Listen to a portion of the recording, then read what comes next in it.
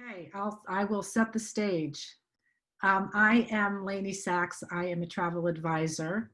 I create amazing travel memories around the world for clients, and I specialize in Italy. And I'm really excited to partner with Sipstirs and Justin to do this presentation. The first region that we're starting with, the Prosecco region, and the Prosecco that we're going to start with Justin, I spend a lot of time in the region. I also take some small groups to a few different parts of Italy. One of them is the Prosecco region. So when he said, when we decided to do Prosecco and then one of the brands that he distributes, I was even more excited because I've been there and I've seen them and I've met them. So anyway, Justin, why don't you take it away and tell us about our first wine? I'm happy to, Laney. Thank you. So the first wine is up. Let me just introduce myself. My name is Justin Miller. As David mentioned, I'm a distributor. We distribute exclusively in the state of Connecticut. And David is one of my customers. So a lot of the wines that he has in the store come from me. I've had a long history in the wine business. My specialty are the wines from Italy. In fact, my Italian wife is inside making a pasta dinner right now, which I'm going to eat when we're done. And I just wanted to talk about the first wine, which is Valdo Prosecco. It's this one. It's probably backwards to you, but you get it. So the thing that's important, I love Prosecco. It's an amazing type of wine. And I like to always clear up confusion about Prosecco. So Prosecco is not champagne. It's a very different thing. It's not cava. Prosecco is Prosecco. It's unique. And the home of Prosecco is in the northern part of Italy. And the real center of where it's produced, there's two towns, and the one town is called Valdo Biadene. Say that 3 times fast. And the other town is Colegnano. And right between Valdo Biadene and Colegnano are these wonderful rolling hills. And in those rolling hills grows a grape that is the grape of Prosecco. And that grape is called Glera. So if it says Prosecco on the label, there's Glera in the bottle. So the thing that makes Prosecco Prosecco is the grape and the process to make the Prosecco, right? So the grape is Glera, and the process is called Charmat.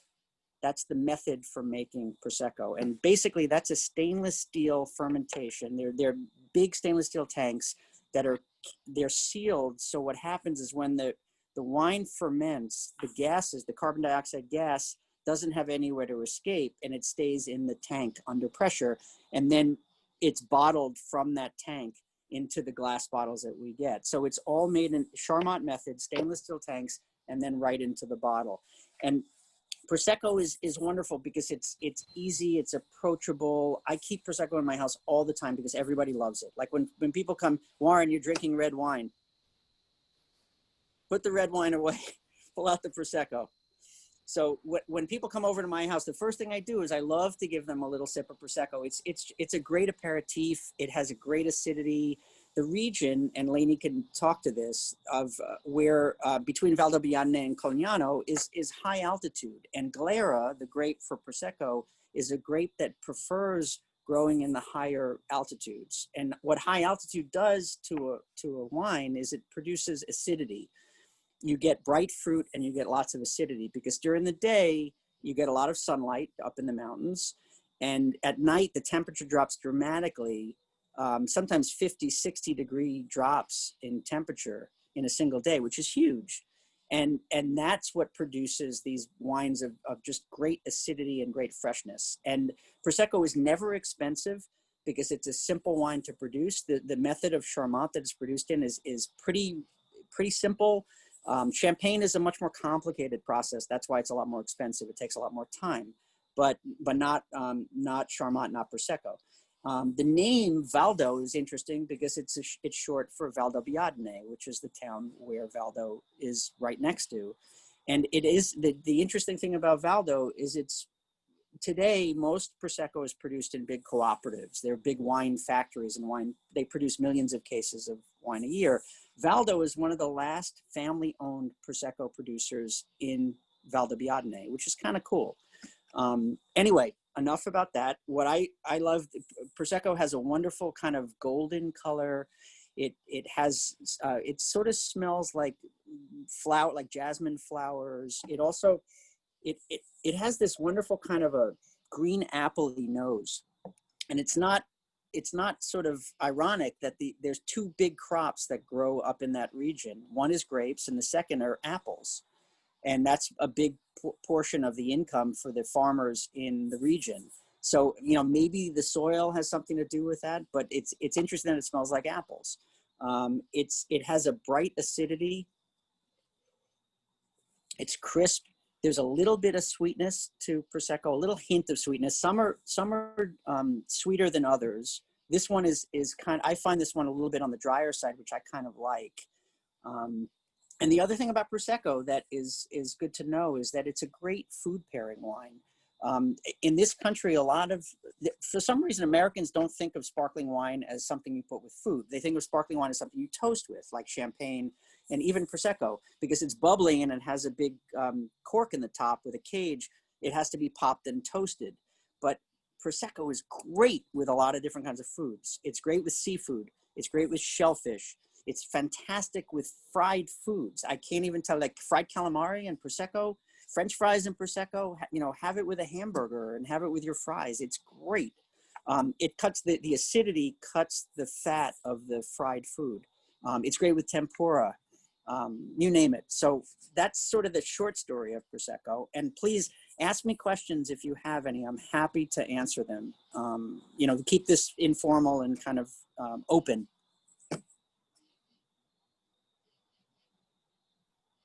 Questions? Anything? So you said it comes from north. Where does Prosecco come from generally? Is it just northern Italy, or is it every place? Or that's a great question. Yeah, that's a great question, David. Right. Great question. The home of Prosecco is the valleys between Valdobbiadene and Cogliano in the northern part of Italy. That's the home. Now, these days, Prosecco is produced all over. They make Prosecco in California. You know, they can grow it anywhere and produce it anywhere because the Charmat method is very easy to replicate all over. But true Prosecco, like Valdo, comes from Valdobbiadene, and it comes from northern Italy. And that's where the Glera grape grows probably the best because it needs to be in that mountain environment. So is that the best Prosecco from northern Italy? In my humble opinion, yes. Hey, Justin. Yes. I have a question. I always heard that it could only be called Prosecco if it is from the region, from Conegliano to Valdobbiadene. Even if it's the Glera grape, because it used to be called, this is what I always heard, used to be called the Prosecco grape. So anybody could make it and call it Prosecco. And then maybe within the last 15 years or so, they changed the name to the Glera grape, and it can now only be called Prosecco if it's in that region. That's what I always heard, but correct me if I'm... Not entirely true, because now they produce Prosecco out in California and they call it Prosecco. Yeah, they're allowed to do that. But true Prosecco comes from northern Italy. It has this little tape on the top of the bottle, which tells you the denominazione. It tells you that it's from that region, and that's what makes it authentic and official. So that's what Prosecco is. I mean, you know, in the wine business, they've replicated Prosecco pretty well in all parts of the world, but that's really where Prosecco came from. And there's other, you know, the northern part of Italy is home to a lot of wonderful sparkling wines because of the mountain region. Franciacorta is there, and Trento Doc is in the north. They actually produce champagne wines, method champenoise wines in northern Italy, just like they do in Champagne in France by the same technique. So, and you can buy those as well. But again, the thing about Prosecco that's great is it's always well priced. It's easy and approachable. You drink it fresh and young. It doesn't age well, so you don't want to put it away and keep it. You want to, you know, go. I mean, you shouldn't really spend more than $15 on a bottle of Prosecco. There's no need to, you know, 15, 16 bucks. That's it. And there's so much good Prosecco available at that price range. So Any other questions?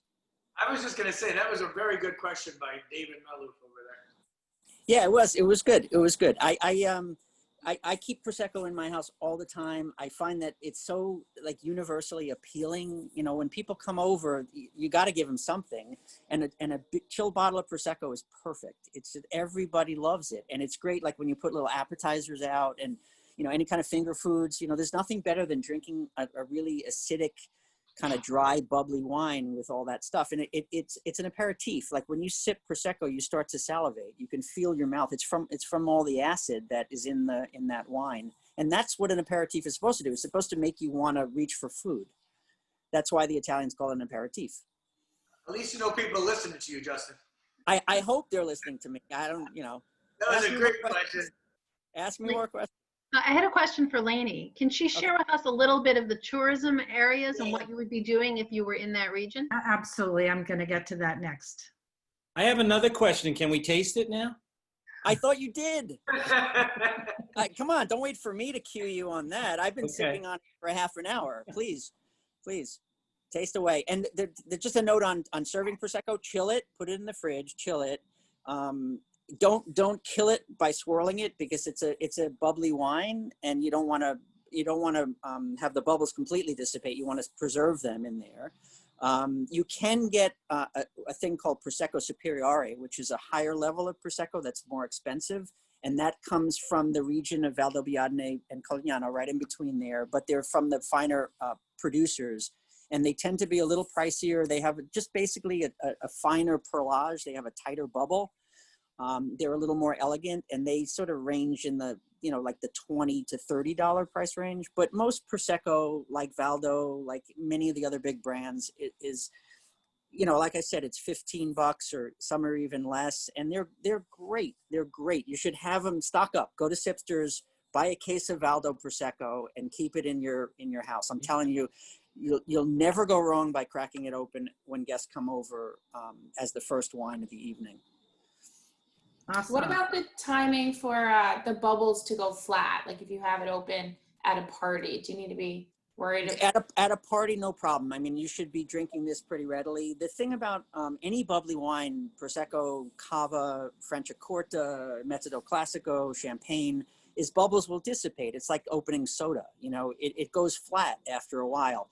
They make these little stoppers that you can purchase in most stores, and those actually work pretty well. It'll give you a couple of days out of the sparkling wine, but you know, it is effervescent. It's gas, it's carbon dioxide, and it will dissipate over time. But you know, not at your party. As long as you're serving it. I mean, if you have to keep it around long enough that it goes flat, you're doing something wrong. You know, drink it and enjoy it. Okay. Thanks, Justin. Okay, Sure. I am going to share my screen. Can everybody see that? Oh, no, you can't. I have to click share. Can you see that? Yes? Yes. Okay, perfect. This is my company. This just tells, like I said, I am a travel advisor, and I specialize in Italy. And hang on.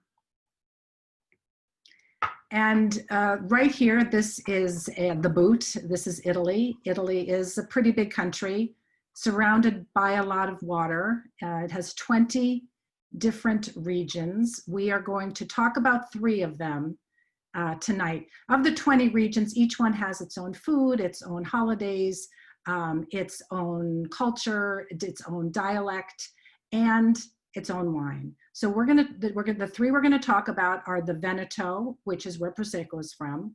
We're gonna talk about Sicily, which is where our white wine is from. And we're gonna talk about Tuscany, which is where our red wine is from.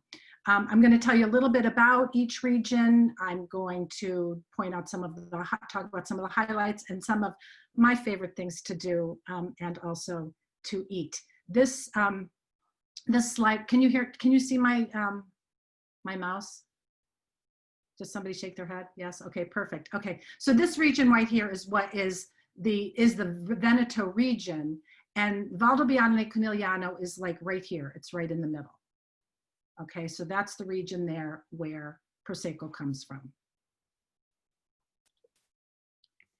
Venice is the capital of Venice. We all know this, whether you've been there or not, iconic Venice. So when you, if you're going to go visit the Prosecco region, you're going to fly into Venice.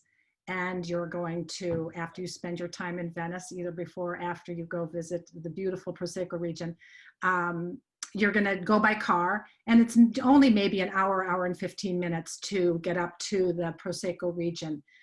Venice, if you haven't been, you have to go. If you've been, you have to go back. It has 118 different islands and 500 bridges, which I'm sure if you've been, you're probably saying, yeah, you probably walked over most of those. I'm going to just talk quickly about some of the islands, because when you go to Venice, Venice is a big part of the Prosecco region, because everything that is the center right there. That's where you're coming in and out of. Murano is an island where they make beautiful glass. I'm sure most of you have heard of it. It is very well known. You can go and you can experience, you can watch them make glass. The glass makers are true artisans. They are trained for this. Oftentimes an entire family from grandfather down to grandson is in the glass industry. One just sort of note, when you do go, whether you're in Venice, whether you're in Murano, make sure that you're buying authentic, real certified Murano glass. You want to make sure you're getting the real deal. You know, I don't know why that slide keeps showing up. There's nothing on it.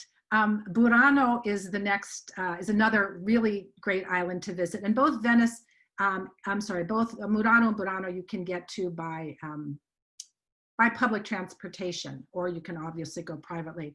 Burano is known for, it was a fishing village. It's known for its brightly colored houses that were painted this way so that the fishermen, when they come home at night, could find their way. It's also known for really beautiful handmade lace. It is a true craft. It is exquisite. There are shops that sell it. You can watch the women make it. And it is really a dying art. The younger women don't want to learn this craft, but it is really beautiful to see. There is another island that you could walk to from Burano, and it's called Mazzorbo.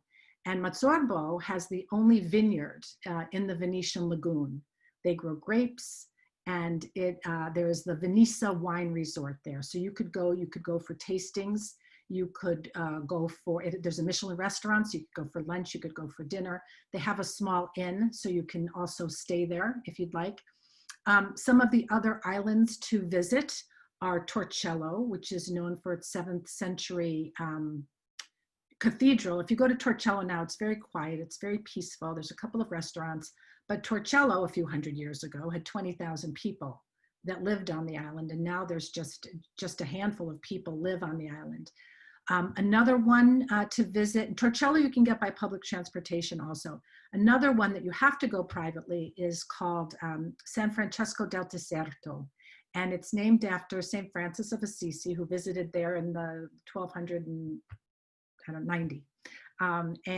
Right now, it's just a bunch of several monks that live there. So you could book in advance, you could go and you could get a tour from these monks. It's very peaceful, it's very serene. This town is called Oslo. It is a medieval town, and it is really sort of starts a bit of the Prosecco region. You can also find Proseccos that say Oslo on them. Oslo is incredibly picturesque and charming. It's cobblestones, it's walled. It is one of the most beautiful small villages in Italy. And this is where, when I take groups to on the Prosecco tour, we stay at a really lovely hotel in Oslo. Another town in the region, and these are all, within the region near Valdo Conigliano, where the Prosecco comes from. This town is Bassano del Grappa, and it is at the foot of the Monte Grappa, which is the mountain, and it's on the Brenta River.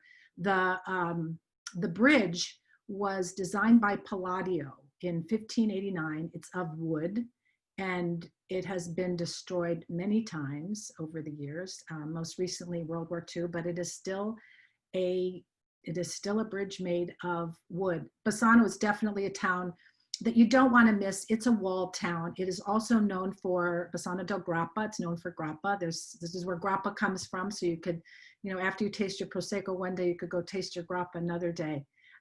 It's also known for asparagus in the spring, white asparagus. People come from all over for the asparagus from Bassano, and also some ceramics.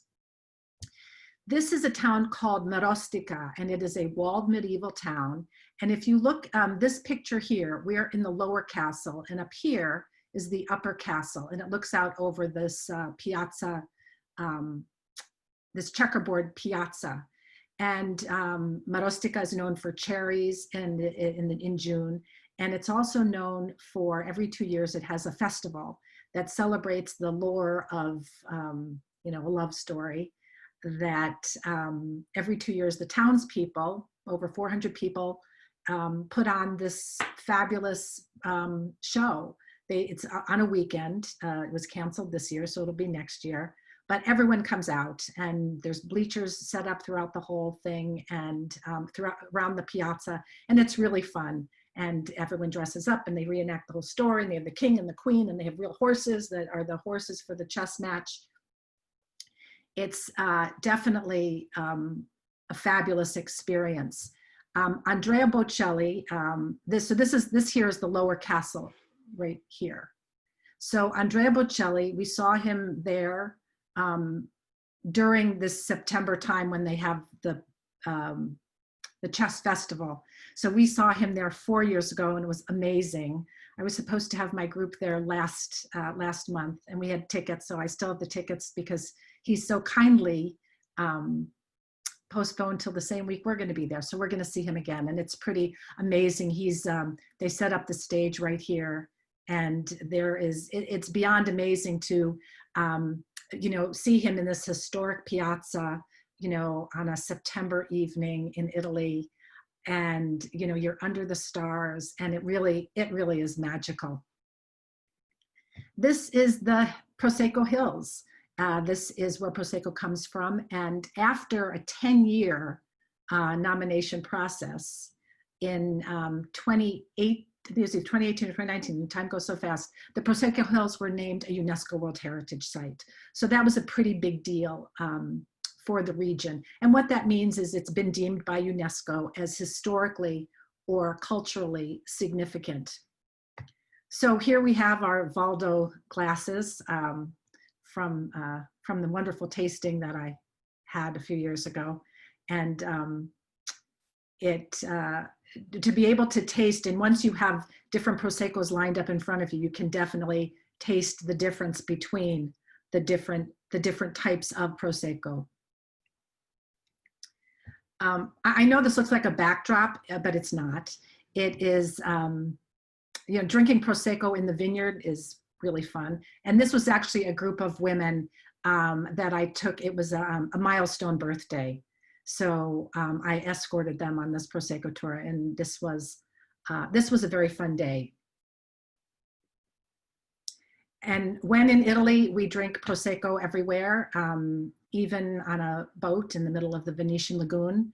Like Justin said, it's really easy to drink. An aperitivo is what Italian, it's like our cocktails, and aperitivo time is a big deal. But Prosecco, wherever you go, the first thing is, would you like a Prosecco, a coffee or a Prosecco? Anyway, I'm going to pass it back to you now, Justin, and we can talk about the Sicilian white. Excellent. Those slides were great, Laney, by the way, because they show you the topography of the region, which is so critical to what makes a wine. And all these wines, what's really nice about the three that we selected is that they're from such unique places in the country. I don't know if you noticed that how steep those vineyards were. That's what the grapes that are in Prosecco like, because it drains the roots never stay wet because the hills are so steep. It's high altitude. You saw in some of them too, there was a lot of clouds and fog. Those high altitude grapes thrive on those kind of conditions because that's what they like. They like the moisture in the morning that burns off during the day and the big change in temperature. So anyway, with that, let's move to the next one. Just last question about Yeah, no, Prosecco. please go What's ahead. the appropriate Prosecco glass? Because we're using a champagne glass, but they're not in the pictures. It's quite different. David, I'm glad you brought it up. So I'm in the wine business, and so confused. I have certain beefs with things that just really irk me. The one thing that irks me is I can't stand skinny champagne flutes. I nothing against yours. They're if you like them, use them. That's great. But I can't stand them. I hate little skinny glasses. I drink all of my wine out of glasses sort of like this shape. I drink reds out of this. I drink whites out of this. I drink sparkling out of this. I like a glass that has some body to it. I like a glass that you can fill up to the shoulder where it curves and then get a little action on it, a little swirling like that. And that also has an opening that's big enough to stick your big nose in so you can smell it. I also like glasses that have stems on them. Again, this is just my thing, my peeves. You do what you like, what works for you, but this is just how I always do it. And I like glasses with stems because, our body's 98.6 degrees, take it or leave it a little bit, and that's hot. You don't want to touch the bowl of the glass with your hot hands because you change the temperature of the wine. Plus, it doesn't look really cool. But that's what the stem is for. You hold it by the stem, and it keeps your hot hands away from the bowl of the glass. It allows you a little bit of spinning room to aerate the wine. So in answer, it's a good question. Glassware to me enhances the whole experience, and I always like this shape of glass the best. And I use this for everything. To me, you don't have to have different glasses for different wines. A nice glass that has a sort of a good balance and a good shape and size is sufficient. And I never fill them up to the top. I fill them up to what I call the shoulder, which is where the glass starts to thin. Okay, thanks. Yeah, sure. I mean, I have the champagne flutes at home. My wife insisted that we register for those when we got married. I haven't touched them once in 20 years.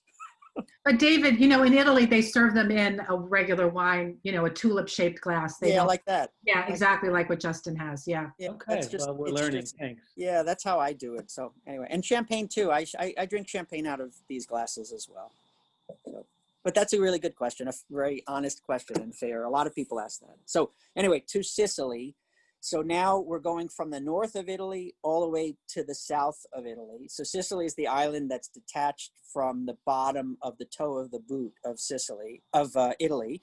And you're in a very different climate, a very different zone and different terroir, as we say in the wine business. So imagine a few 100 million years ago, Sicily was entirely underwater.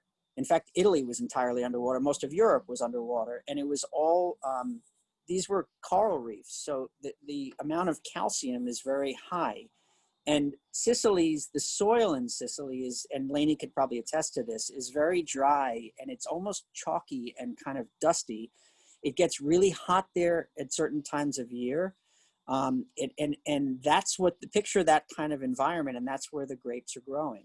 So what we selected for tonight is a wine from Planeta, which is the producer. So Planeta is a family-owned property. They own 6 properties around the island of Sicily. And the brothers and sisters of the family all take action in the production of their wines. It's called La Sigretta, which is the name of the specific vineyards. And the picture on the label of the bottle, this little sort of fort-like thing, is actually from one of their properties. That's a little walled-in courtyard with olive trees and all sorts of vegetation growing inside, and that's what that comes from. And then the grape that this is produced with is Grillo. That's the name of the grape, Grillo. And Grillo is an indigenous grape that only grows in Sicily. Here's a little factoid that I always find really interesting. I like to talk about it. So on the planet, on this entire globe, there are approximately 1,800 different grape varietals that we produce wine with, 1,800 total in the world. Almost half of them exist in this little country of Italy, which is a pretty cool thing. I mean, it's amazing how many grapes are grow in this small country. And part of the reason for that was just a lot of transients, a lot of people coming from all over the world. And what people would do, the French came, the Spaniards came, the Greeks came, and they all came through Italy. And they would bring cuttings of the different vines, the rootstock, which they could actually preserve and keep alive when they came by ship. And that rootstock was planted in different parts of Italy and proliferated. So basically, when you travel around the country of Italy, each different region has different grapes that are associated with it, just like it has different cuisine. And those grapes do better in certain parts of the country than others. So in Sicily, where it's hot, dry, dusty, chalky, all the things I mentioned, Grillo does really, really well. Grillo is kind of, if you give it a little sniff and a swirl, Grillo has kind of, it's a clear yellow color. It's a little bit green sort of on the rim. You get sort of citrus, pears, that kind of like maybe lemon lime kind of notes. Remember, it's surrounded by, Sicily's surrounded by water. So you're getting a lot of maritime influence, a lot of sea breezes and minerality coming from the salt sea that's surrounding it. And that's all reflective in this. And what I love about some of these wonderful whites from Southern Italy is that they're great alternatives to what we always drink here, which is Pinot Grigio. You know, everybody knows Pinot Grigio. Pinot Grigio is from the north. It's a northern grape that grows abundantly up near where Prosecco is produced. But in the south, you've got different grapes, and they're all very unique. And Grillo is one of them. And I love Grillo from Sicily with seafood, which they eat a lot of in Sicily. It's great with salads. It's great with vegetables. It's great with lighter fare. It's just a nice, crisp, dry, aromatic white wine. And Planeta they adhere to some incredible standards of being environmentally sound. They're above and beyond so many other producers. Everything they do is eco-friendly. A lot of the property is solar powered. All the packaging materials, the boxes, and even the labels are all recycled. I mean, it's pretty amazing what the commitment they've made to being eco-friendly, because the family owns the land and they don't want to destroy it and they want to preserve it. And that's Grillo from Sicily. Questions? Come on, someone's got to have something. Something. Do they produce more red or white wine in Sicily? That's a good question. It's probably a mix of both. Grillo, yeah, it's probably, I don't know if it's 50-50 exactly like that, but I would say that there's definitely a mix of red and whites. And they all share this these unique qualities because it's the terroir, the overall climate and the soil is so unique in Sicily. It's so different than the northern parts and even the central parts where we'll go next into Tuscany. It's very different soil. It's very different climate. So yeah, and the wines, I think if I had to say there was one thing that the wines all have a bright acidity and freshness to them because of the soil and the climate. Even the reds too, you know. So Justin? Yes, sir. Hi. So I was just noticing, and it goes along with the tasting, looking at the bottle, that it was that these wines are on the lower alcohol side, which I think adds to the freshness or doesn't kill the freshness and allows the acidity and brightness to come through. So I'm just feeling that there is a bit of a trend even in this country, but Europe seems to be more of the way things are done. You mean less alcohol? A little on the lower alcohol side, and I think that makes them more food friendly as well, and more versatile.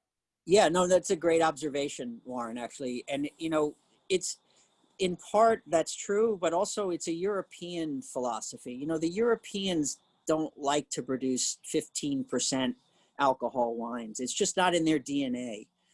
They believe in producing wines of freshness and fruit expression and just like they tend not to like to over oak wines. You know, they don't overly age them in oak like we do here in this country. It's just not, it's not in the European palate to enjoy wines like that. So you'll find, it's a great observation. You'll find that the wines tend to be a little lower in alcohol, a little less oaked, and a lot brighter and more expressive when it comes to the fruit flavors. That's a European thing, you know. And even if you want to dig in a little deeper, the Italians tend to like that style of wine too. Like, I have a lot of Italian friends, and when they taste a Cabernet from Napa, they're like, oh, it's so sweet.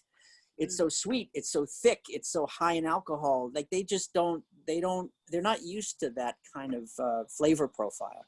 And we as Americans in this country are much more accustomed to that, and we look for that. You know, we've grown used to that. So it's a very good question. I could talk for an hour about you know, stylistic differences between countries, but that's a great observation. Thank you, Robert Parker.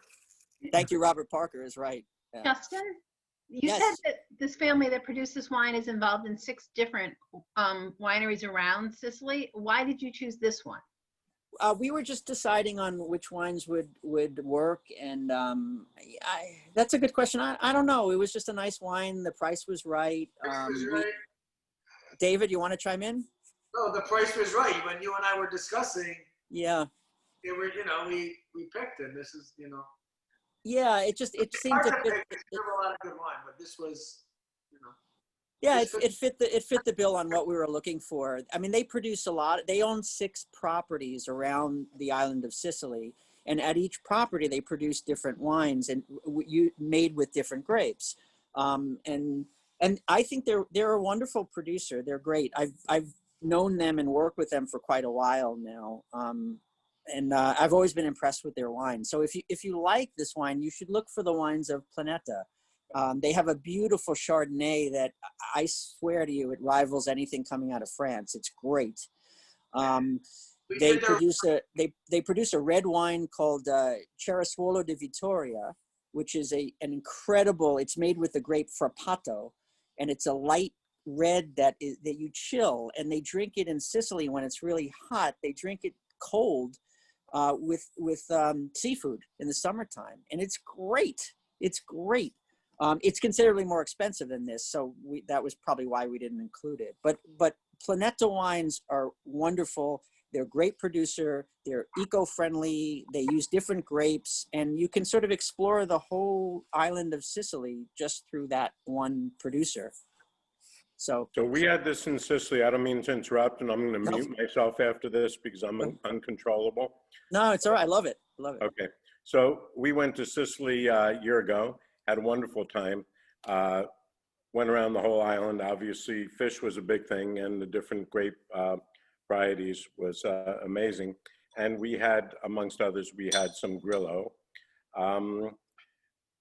And all I can say is I'll take most of the wines we had in Sicily over Pinot Grigio from Italy any day of the week. Yeah, I'm totally with you. I'm totally with you. They're interesting. They're different. And also, if you go a little further north into Campania, you'll find that there's a lot of whites if you like Italian whites, there's a lot of whites in Campania, which is also southern Italy, but north of Sicily.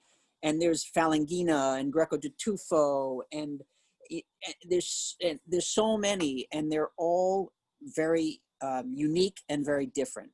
And they're great food wines. They eat a lot of seafood in the southern part of Italy. So the wines tend to pair with the food of the region. So these wines go great with shellfish and seafood.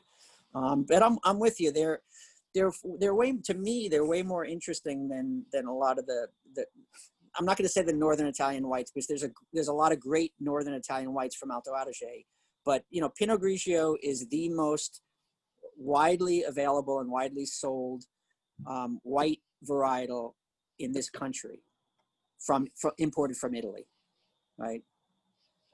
It's everywhere, but there's a lot of great whites coming from all over Italy that are worth exploring. So that's, if I could leave you with anything, it is try the whites from Italy, because, you know, Italy's known for most people as a big red wine producer, but they do produce beautiful, beautiful white wines too. Yeah, I do want to mention we did use the rosé in Wine Club, 2 months ago? The Planeta Rosé and Wine Club. Yep, yep. It was a hit. I mean, it was a big hit. Yeah, and that was a blend of Syrah and Nero d'Avola, were the 2 red grapes used in that, which are 2 grapes that grow pretty well as well in southern Italy and Sicily, Syrah and Nero d'Avola. So the rosé was made from a blend of both of those. So Question. 2 hits so far from Planeta. Question. Any other questions? Okay, so why don't we move on to Sicily? Take a little tour of Sicily now that we know about the wines, and maybe Warren can relive his little bit of his trip. And there's Sicily. Can everybody see it? Yes? Okay, Sicily is off the boot. So if you consider this part, Italy is the boot, and this is the soccer ball of Sicily. Yes, it is an island. It is the largest island in the Mediterranean. For perspective, the square miles of it is the same as Vermont, just so you can get an idea of the size of it. But it is a different shape. It's a mix of Greeks and Moors from North Africa, and Vikings, and Normans from the north, and Romans. And this is all reflected in the architecture, in the food, in the culture, and the people. When you go to Sicily, you're going to want to move around. You're not going to stay in one place. You are most probably going to fly in to Palermo or Catania and fly out of the other one. So you're going to visit all through here, all through Sicily. Palermo is one of the largest cities. As I mentioned, that's where one of the airports is. It's on the west side of the island. This is the famous opera house, the Teatro Massimo in Palermo. It's the biggest opera house in Italy. It has, in addition to opera, it has ballet, and it has other performances. It's also the scene of one of the Godfathers, the steps of Teatro Massimo. And it's quite interesting because when you go to Palermo, the Godfather is a thing. So when you go into like the tourism shops to buy your postcards and stuff, you can get a t-shirt with, Marlon Brando, the Godfather, Il Padrone. And you could get like mugs with Marlon Brando and all that stuff. And they have Godfather tours if you want to do that. You can see the whole, where a lot of the Godfather movies were filmed. Markets are a huge deal throughout all of Italy. Sicily is even more so because the climate is so temperate. They grow things more throughout the year. And tomatoes, it's sort of like a religion. I don't know how many different types they grow in Sicily, but a lot. The food of Sicily, as Justin mentioned, there is a lot of seafood. It was always a poor country. So Sicily, there was not much meat. There was a lot of vegetables, a lot of seafood, a lot of, tomatoes for sure, eggplants. When eating meat, they eat all parts of the meat. And Sicilian street food is very popular, especially in Palermo. So arancini, so you can just walk around and do little, go to little shops and have arancini, which are rice balls. There's something else called sfincione, which is like a focaccia. There's panelle, which is a chickpea fritter. And then there's something called pane camusa, which is spleen, and it's stewed and it's served on a roll. And there's also sfincione, stigiole, which is grilled either lamb or goat intestines. And if you're not an offal eater, you're gonna probably think that neither of those sound very good. Honestly, if you didn't know that that's what you were eating, you would just, this is delicious. The picture on the left is a Sicilian ice cream sandwich, which is gelato served on a brioche. And on the right is cannoli. Cannoli is from Sicily, not Italy, not the boot of Italy, from Sicily. And, Interesting to note, in Sicily, the ricotta in the cannoli is made with the sheep's milk ricotta.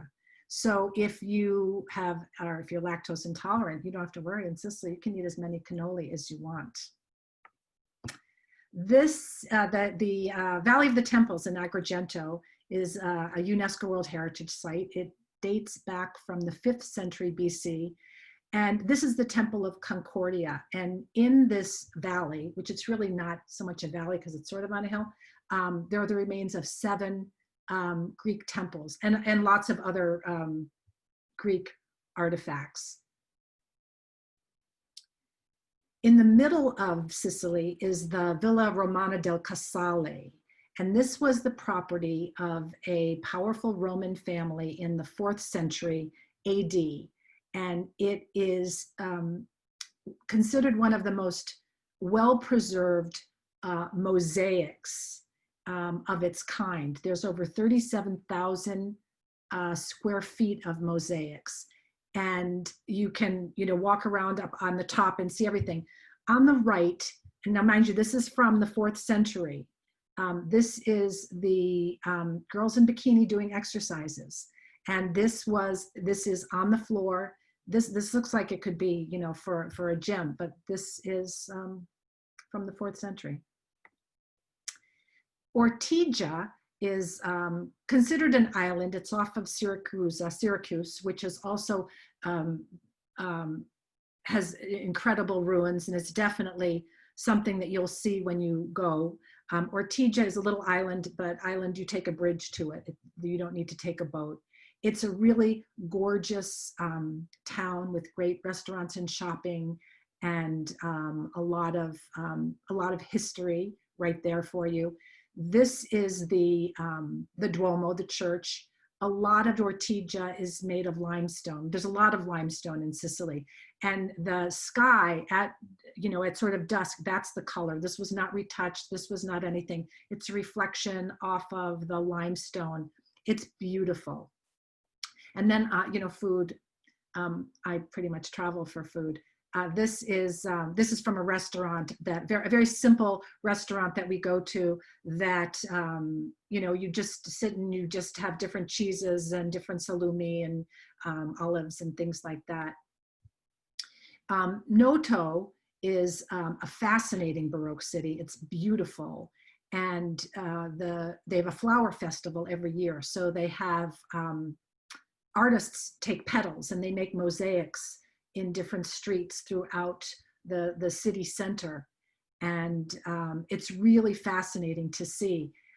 Interestingly, where Noto is now is not where it was. There was a major earthquake in the late 1600s. Noto was completely destroyed. They didn't rebuild it there. They rebuilt it about 6 miles away, completely rebuilt the city the way it was. In Noto, there is there's a famous pastry shop owned by, it's called Cafe Sicilia. It's owned by a guy named Corrado Asenza. And if you're a Netflix Chef's Table watcher, there's a really nice show that they did on him, and that's going to make you not only want to eat any pastry you can see, but it's going to really make you want to go to Sicily. This is a view of Mount Etna. Mount Etna is an active volcano. It's the highest volcano in Europe. It's 10,000 feet. Now this, it's snow covered. This was October. So it's covered with snow in October. From December to March, there are 2 ski areas, so you can ski. So it's pretty interesting to be up in the snow skiing and you're overlooking the Mediterranean. The topography of Mount Etna ranges from sort of that lunar type of volcano look to really beautiful, with beautiful hiking. You can hike, you can mountain bike.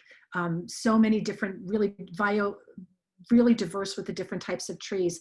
And because of the volcanic soil, there's lots of things that grow there. There's lots of grapes for wine, tomatoes, of course, olives, almonds. Almonds, there's, I think, I can't remember, there's like 200 different types of almonds that are grown in Sicily. Almonds are absolutely everywhere. And also pistachios. I'm going to stop here, and we will have Justin now take us to our next wine, the red. Any questions? Stop. Sorry, stop. I didn't mean to not stop for the Veneto or also for Sicily. Any questions? No? Okay, Justin. All right. I just wanted to say one thing about Laney's slide about Mount Etna. Interesting thing. We don't have a wine here tonight from that region, but in the foothills of Mount Etna, there's very fertile land because of all the volcanic ash and the discharge from the active volcano. And they grow wonderful, wonderful grapes that produce beautiful wines from Mount Etna. And the grape is called Nerello Mascalis, and you should look for it. It's a wonderful grape. They call it the Nebbiolo of Sicily. It's a very elegant, almost Pinot Noir-esque kind of red, but totally unique. And picture this, it grows in black volcanic soil at the foothills of Mount Etna. Nerello Mascalis. So that's something you should look for. Her slide reminded me of that. And it's a really spectacular part of Sicily. It's very fertile land and great wines produced there. Maybe we'll do another Zoom and we could talk just about the wines from Mount Etna. But so now we got in a plane and we fly north to Tuscany. And specifically, we're going to fly north to Tuscany, and then we're going to drive west to the coast of Tuscany, right? And just outside a small town on the west of Tuscany, the name of the town is Grosseto, on the seashore, is where the last wine comes from. And that is a red. Again, very, very different terroir here, very different climate, different soil. So if you imagine, if you can think of, you've all had Chianti and Chianti Classico, that comes from central Tuscany, in the hills of central Tuscany, and there's a high content of clay in that soil. In fact, I know you've probably all been there, or most of you, when you drive around, the soil has like kind of an orangey red color. That's clay. And that's what the Sangiovese that is produced in that region grows in. Produces a very unique kind of wine. I'm sorry, was there a question? No. Anyway, so now we're closer to the seashore in Grosseto, and you could imagine you come sort of out of the hills of Tuscany, and the soil is now sandier because you're getting closer to the ocean, so it's closer to the beach. And the last wine we have is it's from Marco Salustri, is the producer. It's a 2016, which is nice because it has a little bit of age on it. It's over 4 years old. And it's the grape in this wine is Chilegiolo. It's written right on the bottom of the label. Chilegiolo is the name of the grape. It's 100% Chilegiolo. And interestingly enough, the word for cherry in Italian is Chilegia. So Chilegiolo, it comes from that because this grape has these qualities of cherries, dried cherries, kind of fruity cherry notes and cherry aromatics. Chilegiolo is an interesting grape. Just to back up a little bit, most red wines, particularly from Tuscany, tend to be blends of different red grapes, right? So Chianti or Chianti Classico are blends with predominant amounts of Sangiovese, but many other grapes. Chilegiolo is one of the blending grapes of Tuscany. That is a classic grape that they grow in Tuscany and they use to mix into the Sangiovese, because what Chilegiolo does is it adds these notes of cherries, it adds tannins, which is an acid, and it also helps the wine last over time. It's very unusual to have a wine produced of 100% Chilegiolo. It's just not often done, which is what makes this wine kind of unique. You can see if you look at it, it's incredibly dark and rich. It has a ruby red color. If you give it a little swirl and a sniff, it definitely it definitely has some cherry notes. You can probably smell the cherries in there, which is hence the name. The estate that it comes from, the Sallustri estate, is 100% certified organic. So these are all organically grown grapes. Since 2012, they've been certified organic, which is a big deal in Italy because you have to pay for the certification. It's quite expensive. And again, the thing that I love about this wine is that you just don't see a lot of Chilegiolo 100% in a bottle. And in fact, when you drink a Chianti or Chianti Classico that has Chilegiolo in it, they rarely even tell you that it's in there. They don't give you the cepage or the breakout of what's in the wine. So this is a special little wine, and I'm curious what you guys think of it. I like it a lot. The interesting thing also about Chilegiolo is that it can age well, which is why they blend it into the Chianti and Chianti Classico. It's a particular grape that, because of its density, because of its tannin structure and acidity, it will actually help the wine last over a longer period of time. So 2016 is rather young for a Chilegiolo. Like, you could drink this wine in 10 years from now and it would be fine. Any questions? No? It's really lovely. It's I knew, Warren, I knew you were going to have something to say. well, I'm not sure I have a counting on you. question other than I'm enjoying it very much. Isn't it nice? Yeah. Just, I guess I have a quick question. When we were in Portugal, we went to an area called Óbidos, and we got this liqueur called Ginja de Óbidos. Familiar with that at all? It's, I believe, no. That's okay. I don't know that. I think it's like, okay, excuse me. I think it's a cherry liqueur. Anyway, no problem. I don't mean to distract us from the thing, but that was that particular town's major reason for drinking. But this is far more versatile because that is more like a dessert type of a thing. And they drink in little chocolate cups, actually. Right.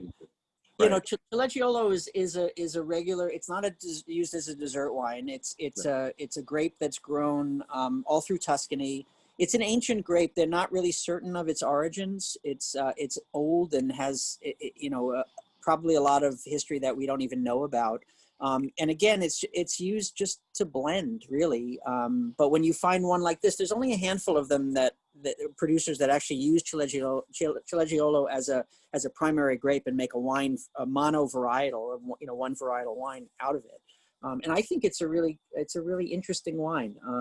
I really like it. It's unique.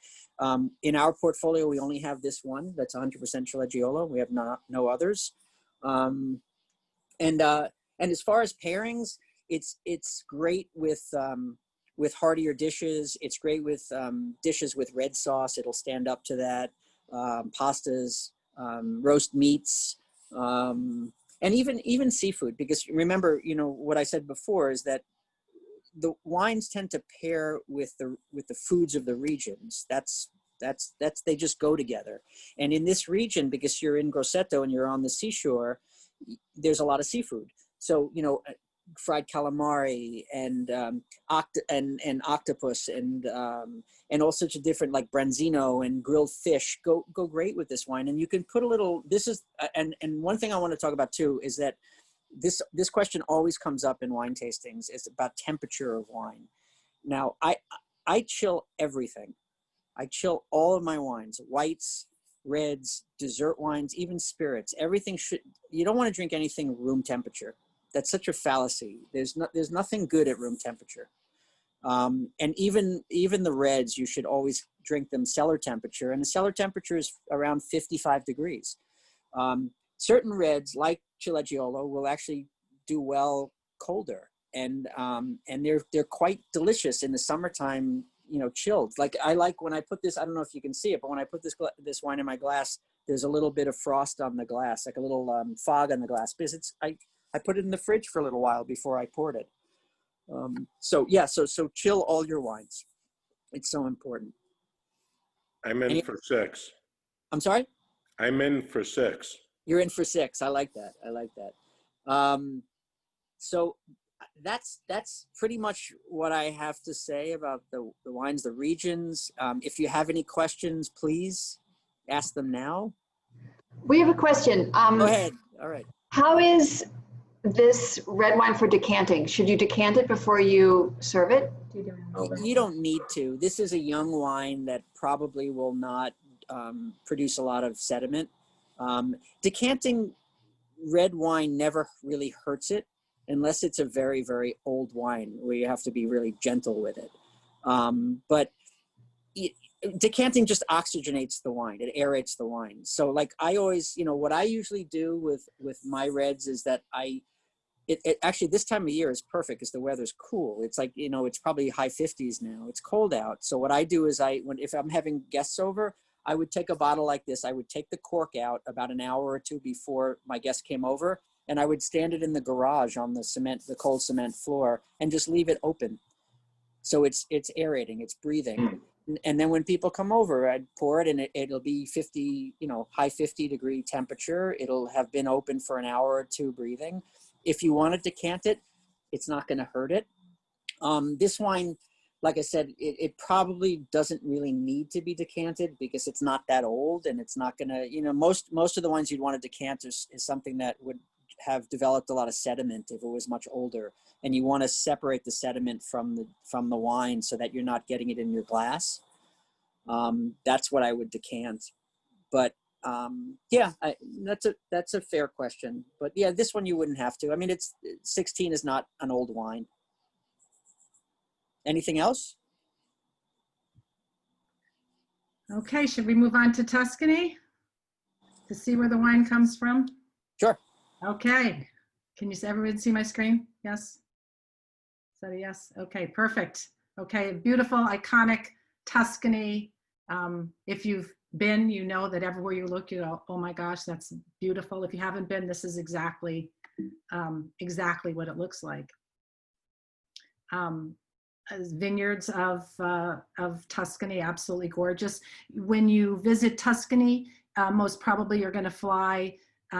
If you flew directly in, you'd fly into Florence, which is the sort of the capital of Tuscany, and you would either rent a car or get a driver and drive around. Some of the towns that you're going to visit are Siena, Montepulciano, San Gimignano, Volterra, Pienza, Cortona, Lucca, Montalcino, and then there's Forte di Marmi, which is on the coast.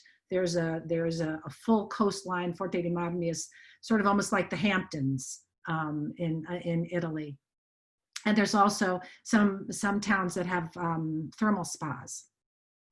This on the left is Pianza, which is a beautiful place to just stop and maybe have lunch, walk around. It's gorgeous. On the right is just another magnificent shot. Just everywhere you look when you're driving in the countryside of Tuscany, everywhere it's gorgeous. Italy is filled with hotels and properties that were something before, whether it was a villa before, a castle, a cave, even a town. This is actually one that I really like this one a lot. It's called Costello De Villona, and it's also a thermal spa and a winery. They produce Brunello there, so they have their Brunello vineyards around it. There's thermal water there. And it's up at the top of the hill, and it's amazing when this was a fortress from the 11th century, and it's still standing, and it's really a beautiful hotel. It's near Montalcino. Going on a truffle hunt, no matter where in Italy, is always an experience, and it's a lot of fun. Truffles are year-round, but the white truffles are the ones that are the most desired, and that's September to December. When you go on a truffle hunt, you would go with a licensed tartufaio, a licensed truffle hunter. We were in the area of San Miniato, and in this small little part of Tuscany, there are over 1,000 licensed truffle hunters, and it is competitive. It's a big business. Truffles take in a lot of money. A lot of them hunt at night for the truffles. They have the dogs. Here we have Ufo and Pina. Ufo is a Portuguese water dog, and I'm sorry, Pia. Pia is a San Miniato. It's a dog that's specifically bred for truffle hunting. And on the right are truffles. Ugly, but if you like truffles, they're absolutely delicious. I have to say, I don't love truffles, but when you are having truffles like this, there's nothing more magnificent.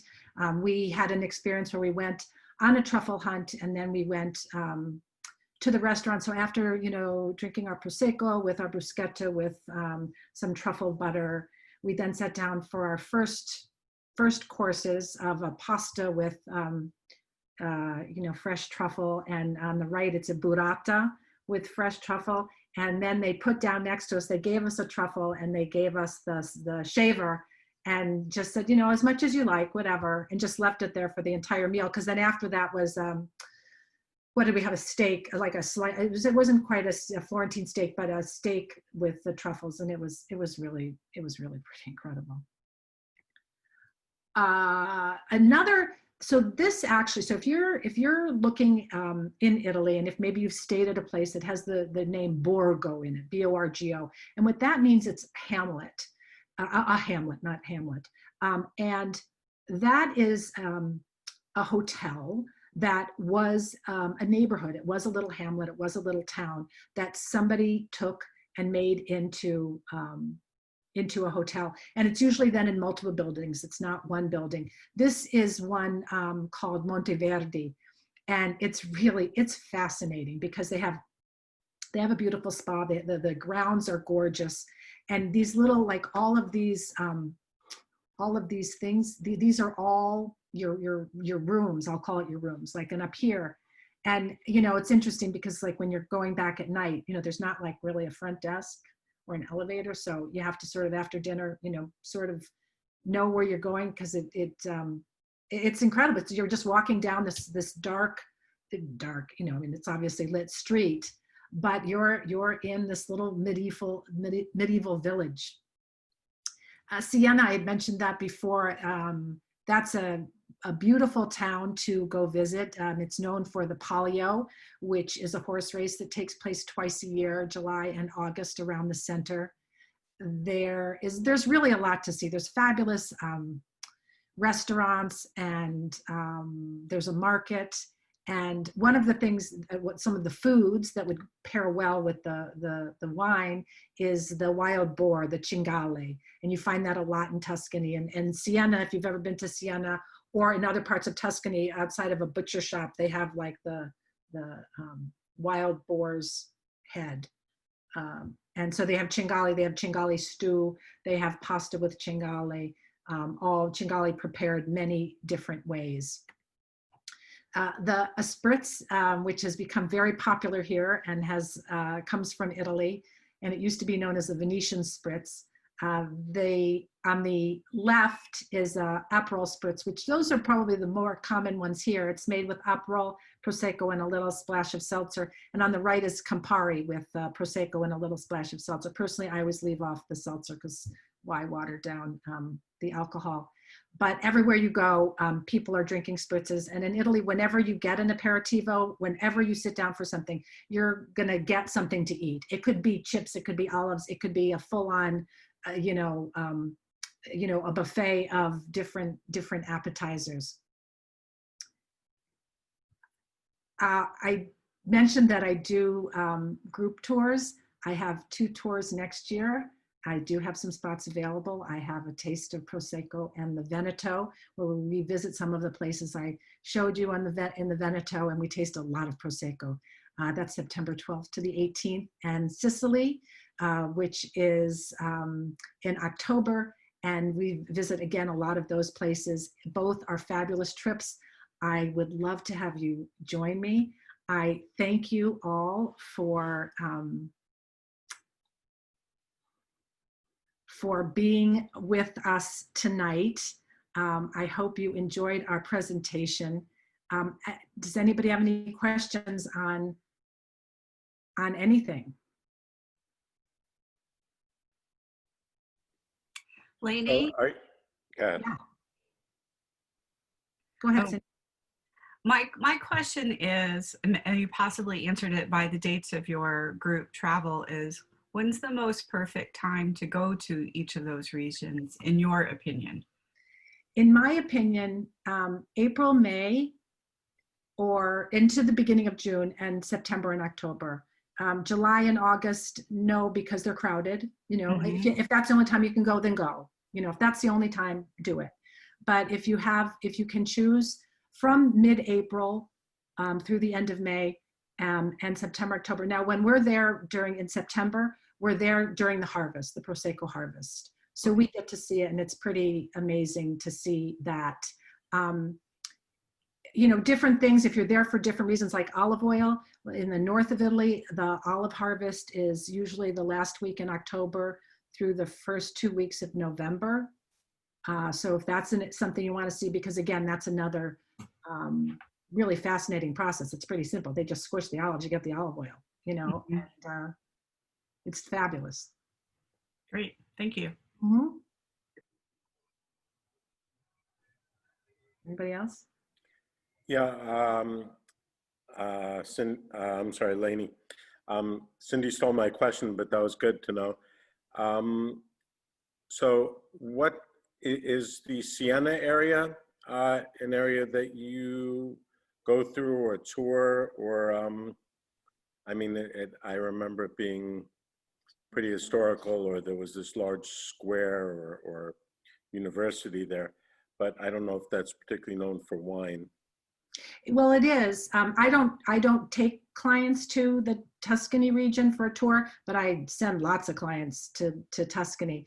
Siena is, it's known, so that it's actually a round square. And it's, if you go to Florence, you can stay in Florence, you can just do a day trip to Siena, or a half a day trip. You could either take have a driver take you out, and there's actually even a bus. I think it's like I don't know, half hour, 45 minutes or something to see Siena. And but if you stay in Siena, you can stay in the city center. There's a couple of beautiful 5-star hotels, and then some that are right outside. And you could just do, sort of day trips around. Because Siena is walled, there's no cars, so you couldn't drive in there. You would have to park outside the city, the wall. Right. So Justin, for the pork that Laney was talking about, would you go with a white or a red? And what do you like? You mean for the cingale? Yeah. For the wild boar? I love cingale. I'm glad you asked that question. So when you're in Tuscany, cingale is everywhere. It's a hugely popular dish. You gotta have a big red with it. You got to, you gotta go with a big Chianti Classico, a Brunello from Montalcino. It's a powerful meat, and you need a powerful wine. I love cingale. I love wild boar. It's delicious. But yeah, it definitely needs the big reds so that they will stand up to that.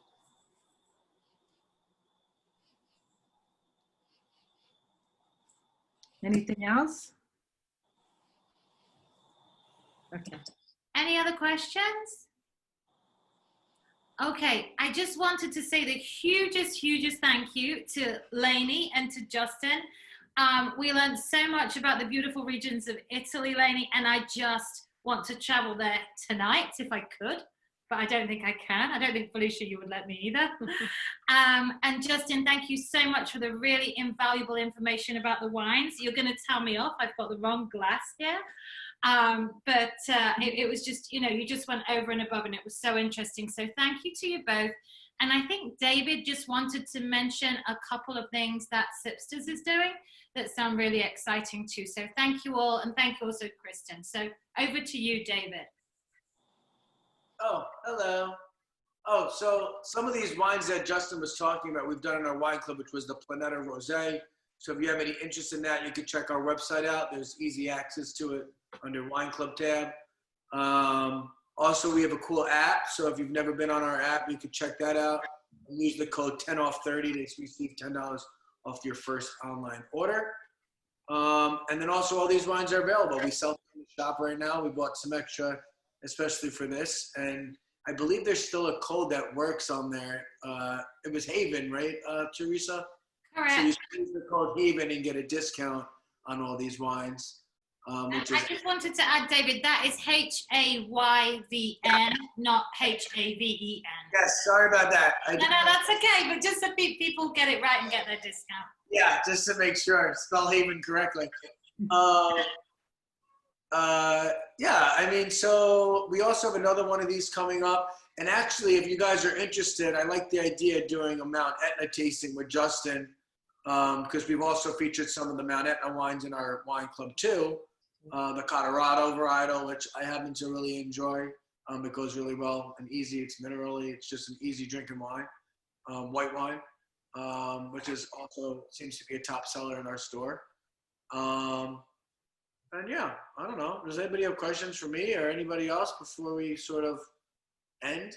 Some of these tend to go pretty long because people enjoy the wines and the conversation. Justin and I have that trouble all the time. He's like, yeah, it's for an hour, but it goes like 3.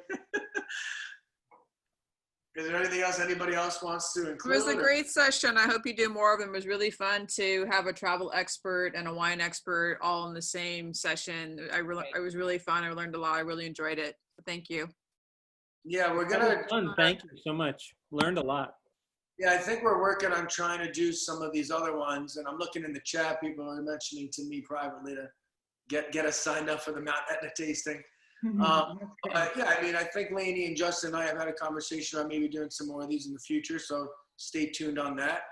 And I do have one coming up at the shop on the 29th with a winemaker, so you could look for that shortly. We're going to be getting something up in the next couple days, so that'll be on our website and events. We'll have a winemaker on.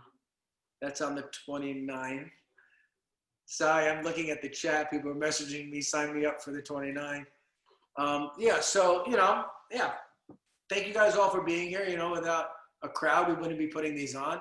Kristen, thank you for your efforts and everything. I think this was a great group participation. Well, thank you guys, and I appreciate it. I hope that we can do this at HAYVN soon.